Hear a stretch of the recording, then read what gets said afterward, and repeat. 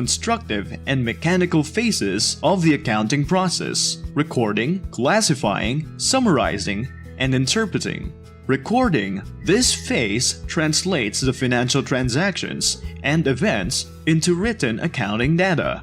It deals with the writing on the books or records of business transactions or events.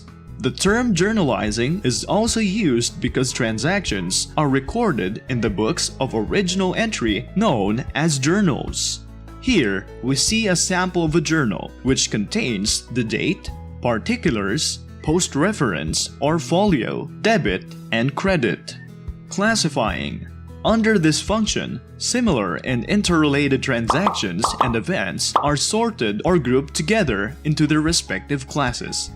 For instance, the transactions affecting sales of shoes, of t-shirts, and jackets are grouped into one single sales figure since they are all part of sales account.